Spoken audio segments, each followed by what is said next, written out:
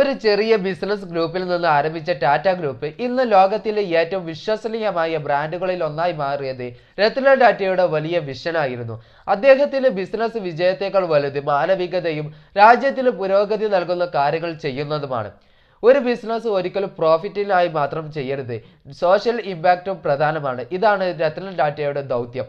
ഒരു സാധാരണ മനുഷ്യനും കാറിന്റെ ആസ്വാദനം അനുഭവിച്ചറിയട്ടെ എന്ന് കരുതിയാണ് ടാറ്റ നാനോ എന്ന കാറിന്റെ ആശയം തന്നെ കൊണ്ടുവന്നത്. പക്ഷേ അദ്ദേഹത്തിന് പല എതിർപ്പുകളും ആക്ഷേപങ്ങളും നേരിടേണ്ടി വന്നിട്ടുണ്ട്. പക്ഷേ അദ്ദേഹം പിന്നോട്ട് നോക്കിയില്ല. കാരണം ഇതൊരു ബിസിനസ് ഡീൽ മാത്രമല്ല, മറിച്ച് ഇതൊരു മിഡിൽ ക്ലാസ് കുടുംബത്തിന്റെ സ്വപ്നം യാഥാർത്ഥ്യമാക്കി കൊടുക്കൽ കൂടിയാണ്. ടാറ്റ ഗ്രൂപ്പിന്റെ വിജയം എന്നുള്ളത് ഇന്ത്യയുടെ വിജയം കൂടിയായിരുന്നു. കാരണം Tata steel, Tata Motors, TCS, air India തുടങ്ങിയ വിജയങ്ങളിലൂടെ ഇന്ത്യയുടെ ഭാവിയെ തന്നെ നിർണയിച്ച വ്യക്തിയാണ് രത്തൻ ടാറ്റ.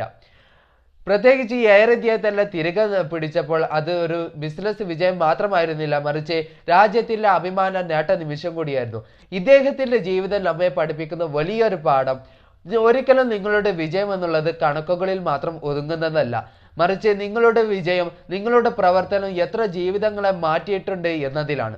അപ്പൊ നിങ്ങൾക്ക് ഈ സ്റ്റോറിയെ കുറിച്ചുള്ള അഭിപ്രായങ്ങൾ താഴെ കമന്റിലൂടെ അറിയിക്കാനും ഇതുപോലത്തെ നല്ല ഇൻസ്പയറിംഗ് ആയിട്ടുള്ള കണ്ടന്റ് കിട്ടാൻ വേണ്ടിയിട്ട് ജസ്റ്റ് ഒന്ന് ഫോളോ ചെയ്യാനും ലൈക്ക് ചെയ്യാനും മറന്നേക്കല്ലേ. അപ്പൊ have A nice day. Thank you.